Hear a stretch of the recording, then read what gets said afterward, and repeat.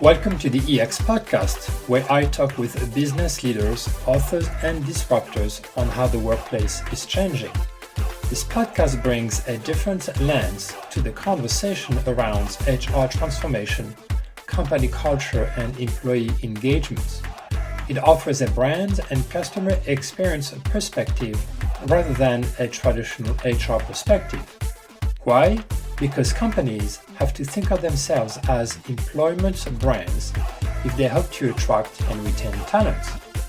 It is time that we put people first to rehumanize the workplace, simply because leaders who don't care about their employees will eventually be surrounded by people who don't care about their business. This month's guests are Pat and Dan Riley, co-founders of RADICL. Today with Pat and Dan, we talk about the need to redesign the employee experience by focusing on the whole person. I hope you enjoyed this conversation with Pat and Dan. Because it takes a good amount of time to produce this podcast, please make sure to review the podcast on iTunes, Google Play, Stitcher, TuneIn, or YouTube, as it will help promote the content.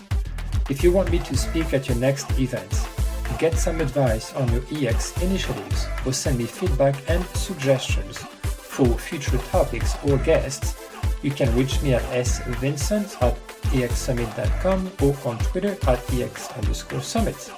All right, let's get to it. Hello, everyone. Welcome to another episode of the EX podcast. I'm very excited for today's guests. We have two guests. It's a little unusual. Our guests are Dan and Pat Riley. Welcome to the show, guys. Hey, Stefan. Great to be here. Thanks for having us. Yeah, thanks, Stefan. We really appreciate it. So tell us about who you are, to each other, who you are in general, and what you guys are working on right now.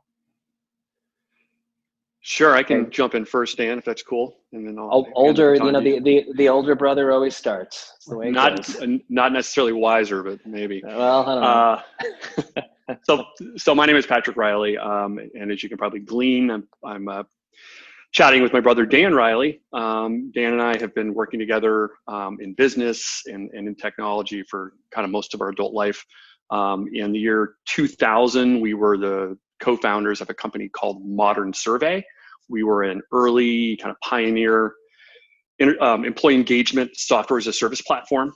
And we started that company with another co-founder named Don McPherson. And the three of us grew that business for about 15, 16 years and grew it from kind of simply an enterprise survey technology platform to a much broader employee lifecycle management tool, as well as talent analytics as well.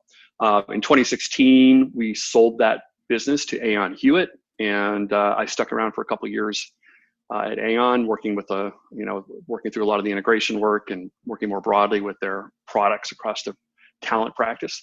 And then I left there about 2 years ago, and I've been doing something completely different for the last few years. I've been a film producer on a feature film, which was just released earlier this year. But that gets us to where we are now. And RADICL is a new venture. And maybe before I talk about that, Dan, you want to do a little intro, and then we can kind of talk about what we're working on. Sure. Well, the good news is the majority of my intro mimics yours, except for the fact that I came about 2.5 years later from childhood.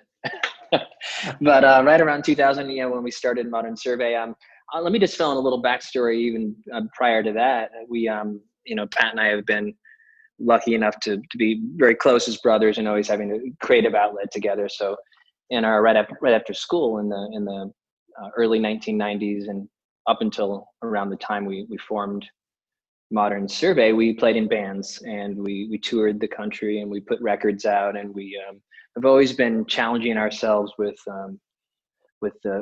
creative juices and creative energy, and really love the performance side of what we do. Love creating art, whether it's music, whether it's film, like Pat's been focused on for the past couple of years. And obviously creating Modern Survey was, for us, I think something we just jumped into by chance, and we fell in love with the space of people and HR and business and change and technology and how all these things can work together. And really, Modern Survey came out of a place of just pure passion and wanting to do something a little bit different. And growing that for 16 years was just had its ups and downs, and incredible excitement and incredible incredible pain from time to time, but we loved every moment of it. And I think here we are today, and we feel like it's a new time, it's a new opportunity to really push things again. And we're real excited to be chatting with you, Stefan, and looking forward to a great conversation. I'm impressed that you guys still stick around after 20 years of being entrepreneurs. It's one thing to start a company, being brothers, because I'm sure that's, there's a lot of pressure and stress and tensions, probably even between the two of you. And, so you started the other company with Don as well. So it was 3 people, but, you decided to go another rounds and start RADICL today. So what it's like to be working with each other on a regular basis? I'll jump in with that one. You go first. I'll start first. So Stefan, so it's interesting because after I left Aon / Concentric a few months back,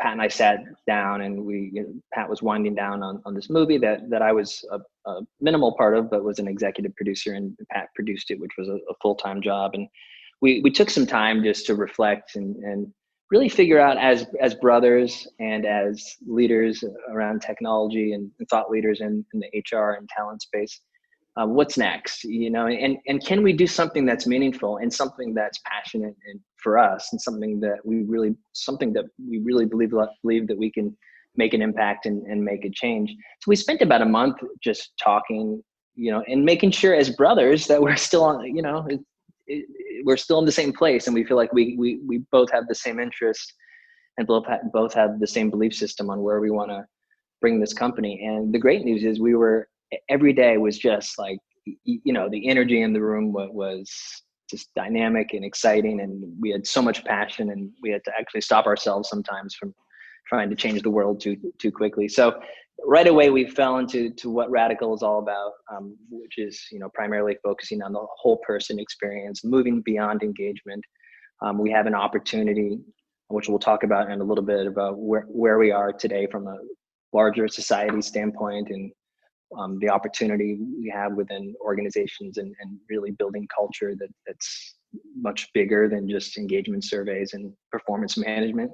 But the good news is we rarely get into arguments. I would say, we'll see if Pat agrees with that. I think, it's one of those interesting things. We really complement each other, and we both know where each other's strengths are and where they're not. And again, that's one of the most important things in partnership or in leadership, is knowing what you're great at, do it well. What you're not great at, own it, and be comfortable saying, you do it, you're better than me, you're smarter than me. And that's how you build a great team. And Pat and I have always believed and worked with that mindset. Yeah, it's just been a blast starting RADICL with Dan, and I really do feel like when he and I are working together, we're able to work at like a 10x magnitude, what we would be doing independently, which is, like Dan said, really know each other's strengths and weaknesses, and can just move at what feels like light speed together. So that's really exciting. And then it's purposeful work too, and like Dan said, it's just, Dan and I just are not idle people. We're creators and artists, and I think you just, because people do ask me that question, and Dan that question too, like, why are you guys going back into this again? It's like, because what else are we going to do? Because I took 2 weeks off, after I left Aon, and I was just like depressed after 2 weeks, Right. Just doing nothing. So it's like, if you're wired in a way to work hard and be engaged and get to work with amazing people, I mean, to me, that's what life is all about.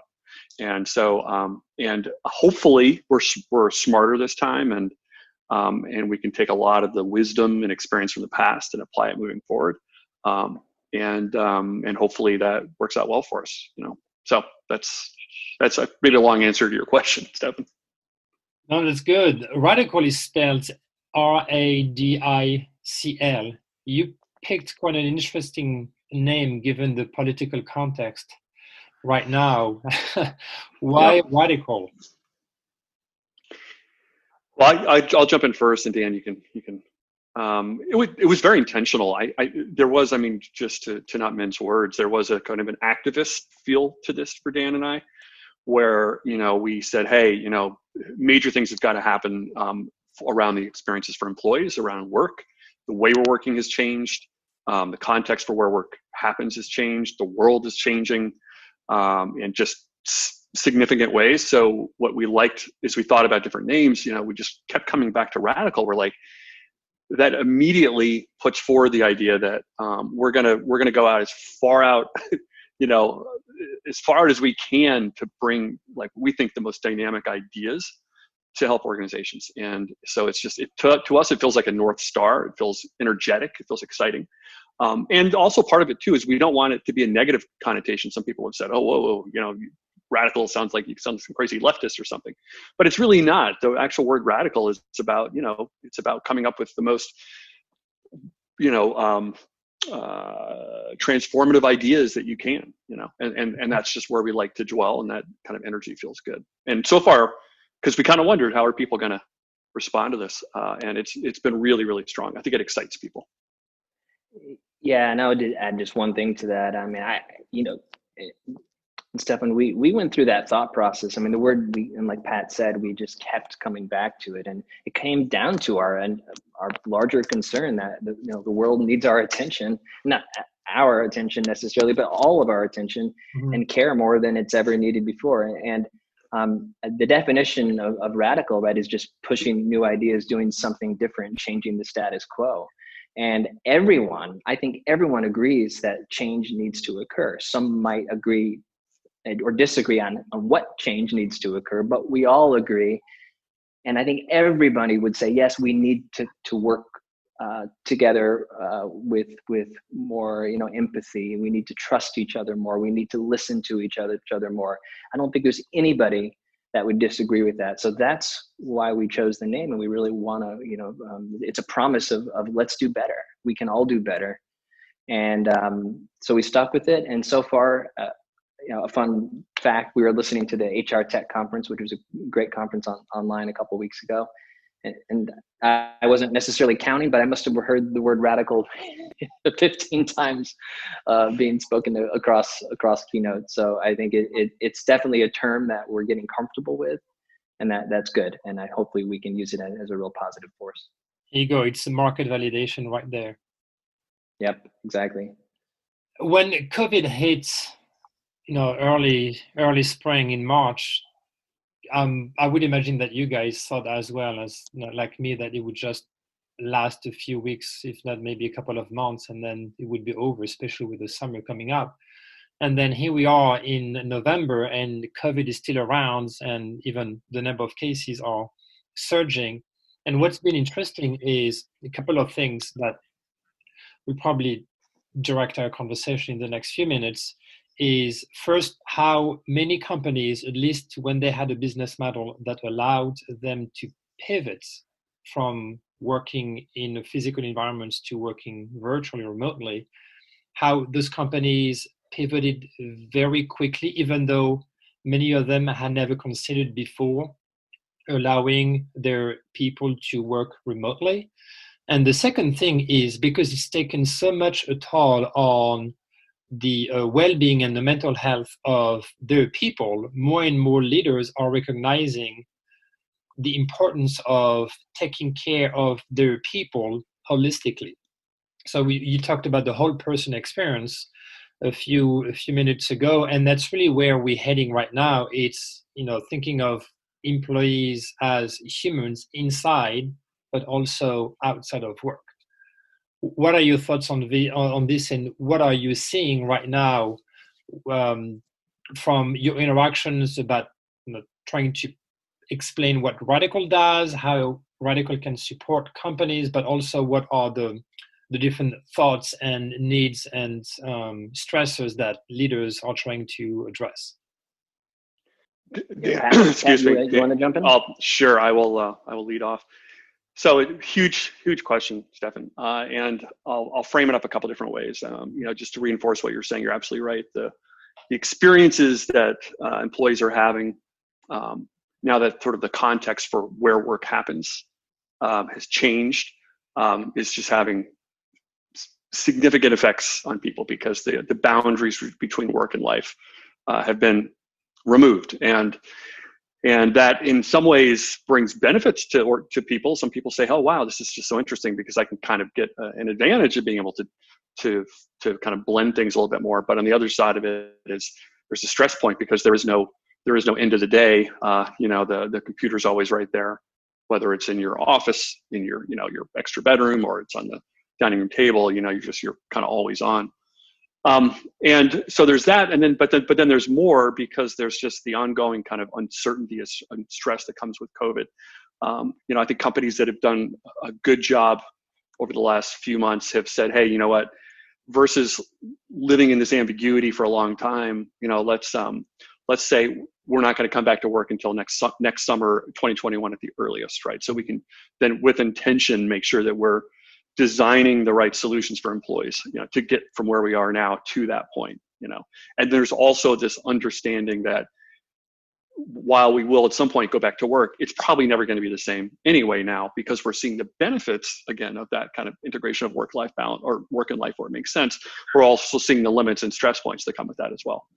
So organizations that I think they're addressing, so there's plenty of things organizations are doing, which is, giving various wellness solutions and other kinds of benefits to organizations, to employees, so that they can take advantage of that to be able to manage stress better and manage anxiety better. Many organizations are doing that, which is great. But there's another part of this, which is the science of it. And this is where Dan and I are really focused, which is, traditionally we thought of employee engagement as, trying to understand a psychological phenomena within an organization at a place, right? How psychologically invested are employees with an organization when they're at work. And now that whole approach, that whole design factor is sort of gone. So how do we understand now what it feels like to be an employee when work is in your life? And that's where that whole person experience starts to become a better framework, because we really do have to kind of throw out that old approach and model, we feel, because it's just the wrong science to think about how people are holding up, for their own benefit, and how well they are contributing from a performance perspective to the organization. So that's where we think this whole person experience is a better starting point to kind of reframe again the science and the strategies and approach. Yeah, and to add just one thing on top of that too, I Stefan, like you mentioned, right? It was right around the March timeframe when it was becoming very clear things were going to change. Right? I mean, the world started to change very quickly in how we work, where we work, and terms that we've used, I'm not going to say carelessly in the past, but maybe without as much understanding, right? Terms such as humility and empathy and agility and care and love, right? I mean, all of those terms all of a sudden just got 100x boost in the importance of it, and leaders began to rise, and even those that weren't quote unquote leaders began to rise. And this was it was really exciting to see, and the data did show this, that engagement levels did start to increase, because there was a greater feeling of caring for employees. The questions of how are you doing, how are you feeling, became so much more important than just the casual how are you doing prior to that, right? We really had a true empathy and curiosity around each other, and how are we holding in and holding up. But what started to happen is, out of this, right, stress levels started to rise, uncertainty started to rise, and it wasn't enough just to check in, and again, checking in and understanding and saying, what can I do for you? Not are you hitting timelines? I mean, that became a priority for leaders, but something bigger was happening, right? Really understanding, what people need to ultimately bring their best to work and show up to work and feel completed. And then on top of this, right, we had social injustice, when George Floyd was murdered, and that it just opened a wound that was already there, but just made it made us all have to really reflect and look in the mirror. And organizations now had to think through this. So the changes that we started to see were challenging for organizations, and still are challenging. And now the work is sustainability, right? Keeping up the focus, keeping up the fight, keeping up the change, because we typically have short attention spans, and it kind of goes away, and we put in a program and put in a 5-step plan, and kind of check off the list, we're done. That can't happen anymore. That cannot happen anymore. Real change is going to happen through living this change daily, empowering people around us, and creating a new breed of manager, a new breed of leader that lives this daily. And it isn't just a role, but it's a way of life and a way of interaction. So we're passionate about this, as hopefully you can tell, and we believe there's just a big mindset shift that's happening, but it needs to continue to happen, and it needs to sustain. What's the angle that you come from when you talking with business leaders and try to bring that whole person experience approach to their organizations? What is how the conversation goes, and where do you see this new approach fitting into their not only just HR or people strategy, but the entire business strategy? Yeah, so I'll just give a quick example to start with. We all know somebody who's likely in the Gen Z category, and I'm going to pick on generations for a moment, in a positive and healthy way. So I would say 7 to 8 out of 10, Gen Zers, if you ask what's important for your employer, for the place where you work, the place where you show up every day, the traditional methods of how we measured success and importance around, well, the pay's good, benefits are good, I have an opportunity to grow within the organization, my manager's great, I really like him or her, senior leadership, they're doing a good job. Again, those things are important. I don't want to suggest those things aren't important, but they are absolutely not enough, right? Mm-hmm. What matters now is this company, doing on the right side of history? Yeah. Number one. Number two, are they focused and fighting for social justice in ways that I really believe are going to make a difference, right? Number three, do they believe in environmental sustainability? Are they giving back? Are they doing what's right? Number four, is their mission and their purpose match my belief system as an individual, as a person, so I can feel proud. And we've had plenty of conversations with workers in this generation, and they will gladly sacrifice a few of our common indicators and KPIs that measure engagement for these larger purposes that leave the world a better place. So with that said, organizations really have to think about a larger belief system of making sure there's a better understanding of what their employees,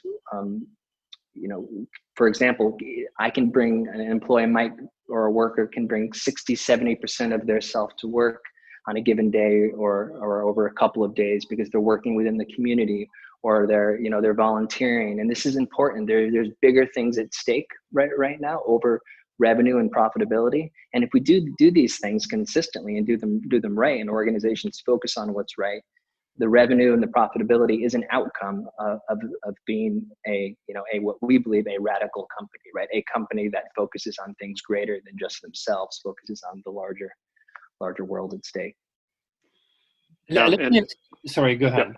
Yeah. No, I was just going to say one more quick thing, which is, the way Dan described it, if you think about the different kind of traditional whole person models, you're thinking about whether it's heart, body, mind, and spirit, or it's, financial security versus wellness versus career, or those different kinds of factors that organizations will use. But where Dan and I are starting initially is, again, just sort of lifting up from sort of two places. One is from the individual and giving ourselves permission to think about that, the experience that person is having, and each person is having both in work and life, and recognizing that those are increasingly blended. And the way Dan described also with the organization, lifting up and also saying, hey, organizations need to they take responsibility for the broader context of their as well. And that ends up being, we feel like that's the kind of the starting point to start thinking about design from where is the company, how can we get them to a better design approach. And then we also, we feel that's going to end up with just a better experience for employees. It's going to be better for recruiting and career, and especially Gen Z attraction, and all those other sorts of things.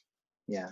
And Pat, as we mentioned too, I mean, there's an obligation, right? We use that word often now. It's an obligation of organizations to do better. And again, it isn't just, tweaking a few things, but it's really understanding their people and what matters to them.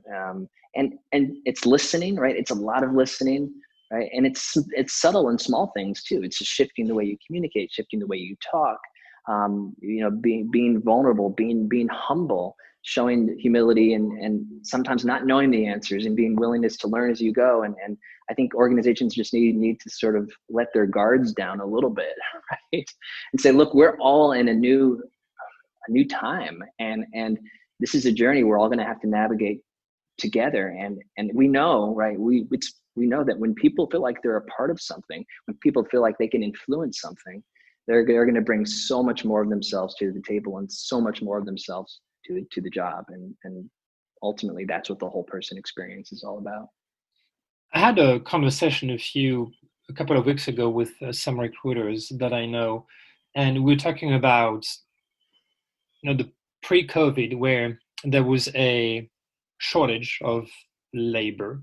The unemployment rate was really low, and companies had to really focus a bit more and make on the people experience, make their brands more appealing, because they were competing really hard for good talents and good people. Now, with COVID lasting much longer than anticipated, with a very high level of unemployment, companies are going to have a plethora of candidates applying for positions when they hiring, right? So they will have a lot of choices available to them, and they may not decide to really pursue that route because, why should we try to put in place more people-focused initiatives, knowing that we don't have to be necessarily very attractive, at least not as attractive as what we were trying to do before, because we have the choice of candidates to bring in. Where do you see this coming? Do you really believe that companies are really going to embrace that holistic approach, that truly human-centered approach, that is just good, not just for business, but just good as for the society, to better take care of their people, and we really want to create a whole person experience? Or do you think that we're going to have some organizations that say, what, we have so much choice for bringing candidates that we don't really care about focusing on that sort of approach? So my quick response to that is absolutely that it's a concern, and that's why you asked earlier in this podcast, why Pat and I are getting back into this. And we want to do everything we can to make sure that doesn't happen. And organizations have to be focused on the long game. They have to be focused on, their North Star that isn't 6 months ahead, 12 months ahead. Right. Just because there's sort of more food to feast on, it doesn't mean you just, you sort of throw away you choose, you don't pick quality. You don't actually enjoy the food correctly. And the best example I can think of is a relationship, right? I mean, it's this idea that you have to continue to do the small things, and I think just being careless or not putting in the work, the longevity of the relationship and the quality of the relationship eventually will fall apart. So just like people programs that you put into place, you have to do this, and there has to be leaders have to rise up, right? And they have to look at the long game. And I can't stress that enough. We have to, being obsessed with quarterly profits, quarterly revenue growth. While that's extraordinarily important, don't get me wrong, we have to look beyond that, and we have to think about the long game. And so that's our job, and that's going to be a big part of the RADICL strategy.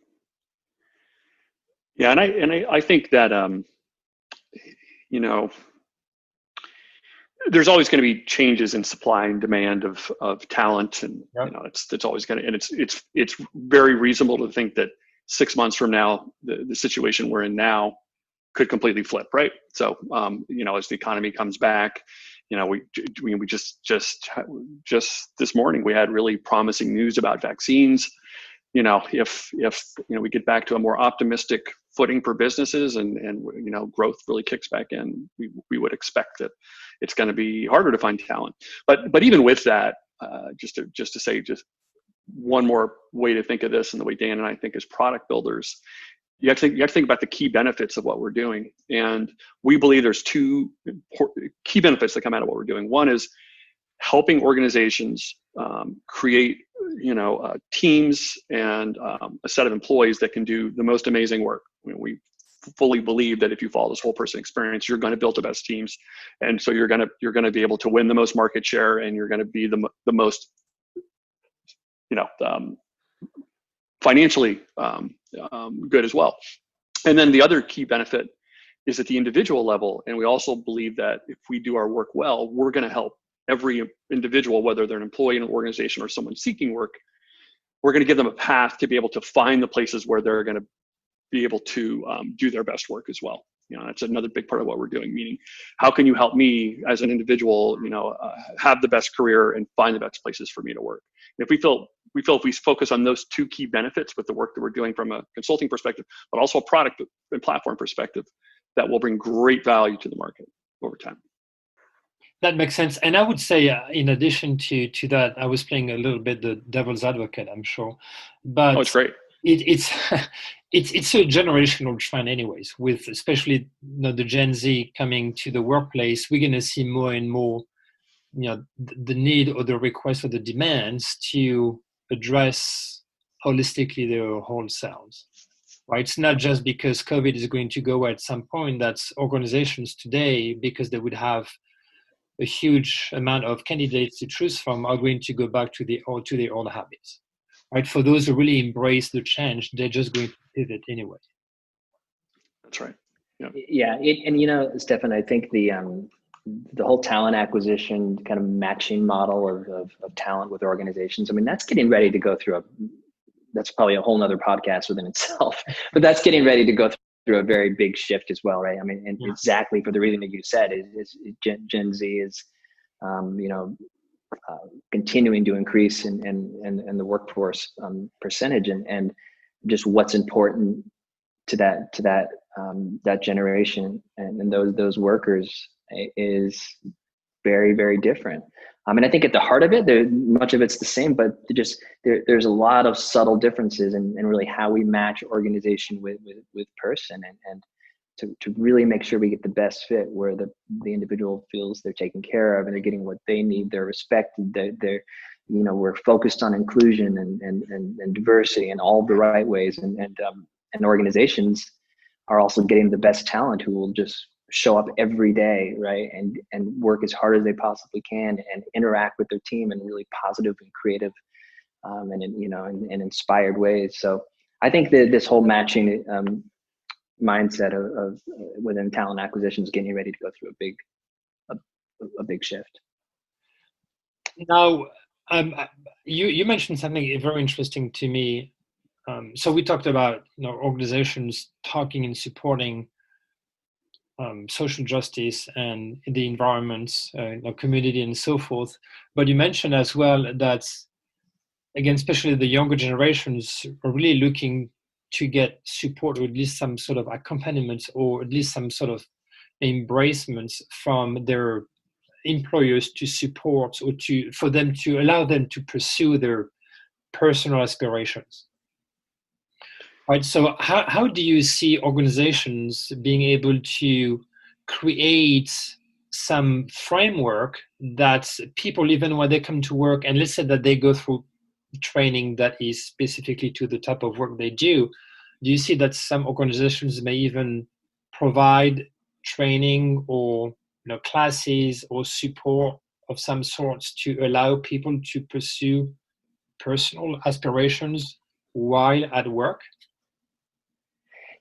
Yeah, I think there's, back in the over the past few years, many years, there's organizations have done a really good job with having employee resource groups that are really focused around just different interests, whether different lifestyles, where it would connect people within the organization purely on what's important to them. So there has been some good work done there. And organizations have really risen to the occasion. But I think there's a whole new world in front of us. And so to answer your question directly, I think it's a few things. I think it's sponsoring things in their community.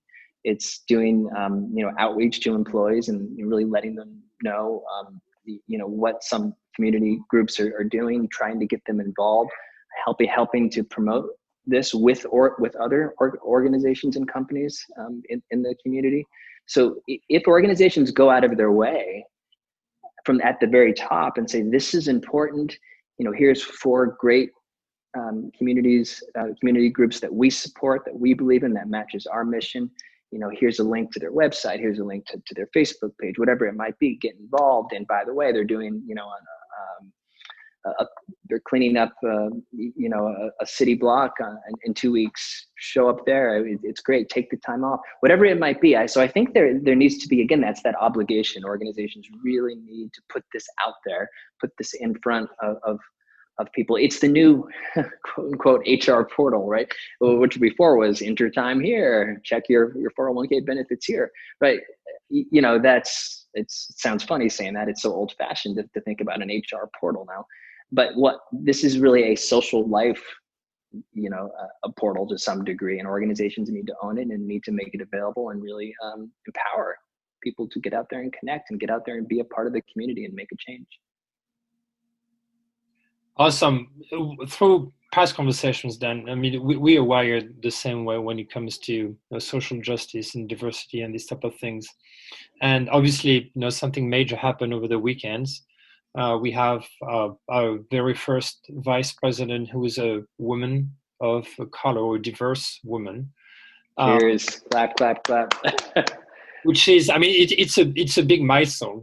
Yes. From having an African American president to having a diverse female as VP, South Asian and African American as well, is pretty big accomplishments. And so, do you see that we're gonna see more organizations really embracing diversity and promoting women and minorities to, more leadership positions and increasing, hiring of a more diverse workforce? Yep, Pat, you want to jump in on this? Sure, I can. Sure, I'll jump in great first. Question. I'm really optimistic that we're going to see some pretty significant changes to the way senior leadership teams think about, the choices in bringing in other leaders and really delivering on the idea of diversity. Time will show. We'll learn. Hopefully it's a year from now and we're like, wow, look at the shift and changes that we're seeing in the top ranks of corporate America, and not just the top ranks, just in and across all kinds of organizations. I know for me personally, and Dan personally too, because we have this conversation all the time when we're even thinking about, even with our new venture RADICL, I mean, we're 2 white males, and we're thinking about our first hires and team, and it's like immediately we're testing ourselves again and again and again. It's like, we can't, if the first choice that comes to mind is, another white male, it's like, well, I think we have to, let's work harder to think through our network, because there's plenty of talented people out there who are women and people of color. And it's just new muscle memory to build. And it feels so good to think that way, at least for me. It feels just energizing. And because you're bringing in a more diverse points of view, you're going to end up with a better team. You just get all the benefits from it. And it's just, so I'm hopeful and optimistic that same kind of psychology is existing, in the boardrooms of big and small companies all across, the world. That's my hope. Yeah. It's such a historic moment, and I couldn't be prouder. And I'll just say to anyone listening to this, regardless of what your politics might be or your beliefs might be, what side of the aisle you associate with.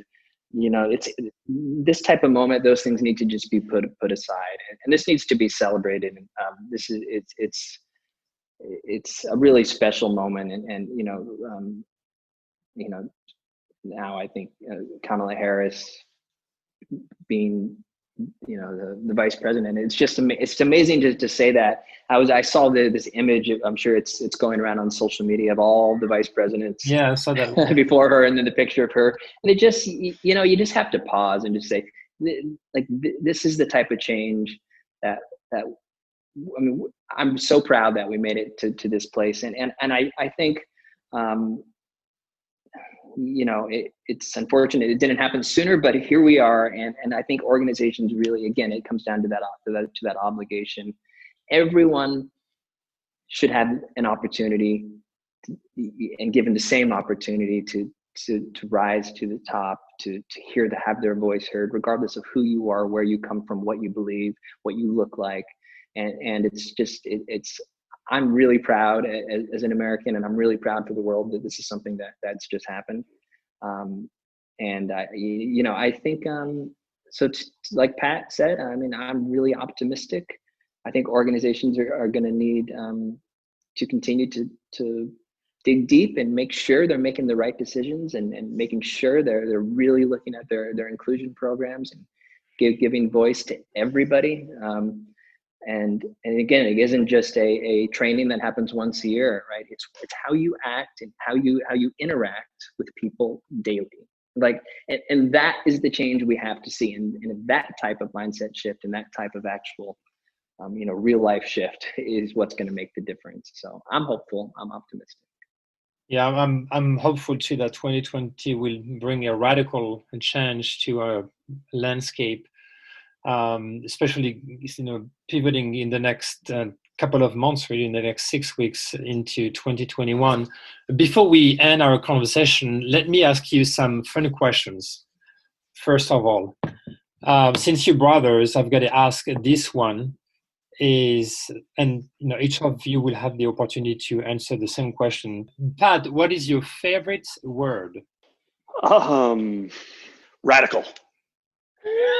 There we go. Dan, what is your least favorite word? My least favorite word at the moment is unprecedented. So we heard the word unprecedented way so often, and I think it's starting to lose its meaning. So that's one of my least favorite words, at least in the business language. And what is your favorite vacation spot, Dan? My favorite, the ocean and the sun, I love, and I love going to the Caribbean and side of Mexico is one of my favorite spots. Whether it's kind of down in Port, kind of the playa side of Mexico, just love it. I could sit out, look at the ocean, and be at peace. And Pat, if you were to get rid of one piece of technology forever, which one would it be? Wow, that's a good one. I'm thinking. I mean, it would sure be great to finally get rid of the fax machine once and for all. I still can't believe those things are still around.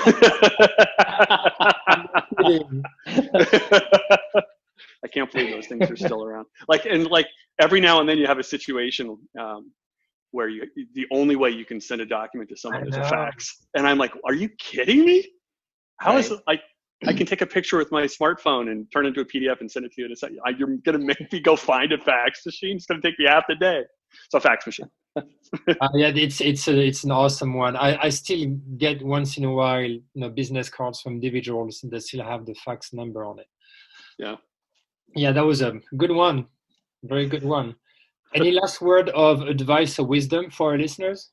I would want you to go ahead, Pat. Oh, you go ahead.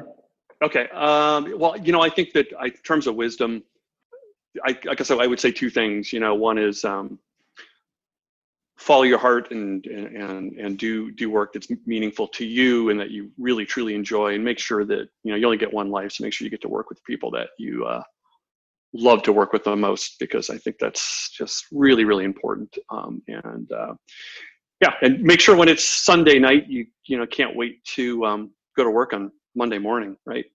That's the way it should feel. And it's not always that way, but if it's not that way, you should probably make a change. But I would lead with that. It's a nice one. Yeah. And I'm going to tailor my response to just a little bit timely and where we are right now as a country. And I will say that if we learned anything over the past few days, is that we have a very, very divided country in a lot of ways. And I think we all need to recognize that. And we have to stop thinking what happened over the last 4 years what was a fluke, or it was just a mistake. It's hardly that, right? We have an opportunity to really listen to each other, and really navigate towards a more connected society. And I believe, and I think those who hear me speak, I say this often, we're more connected by the things that hold us together, and we're more connected by the things that don't set us apart than we are that do set us apart. So I think we're getting ready to go through change. It's meant to be uncomfortable. Let's listen to each other. Let's not judge. Let's open our thought process and our thinking to really problem solve together. That would be my ask of everybody.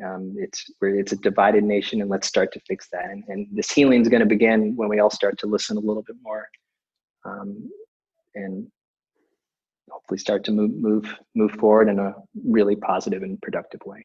It's a great way to end our conversation today. Thank you so much, guys, for being on the show. Thank you so much for having us. We appreciate it. Thank you. Thanks for tuning in to the EX Podcast. If you want to learn more, visit our website at expodcast.com.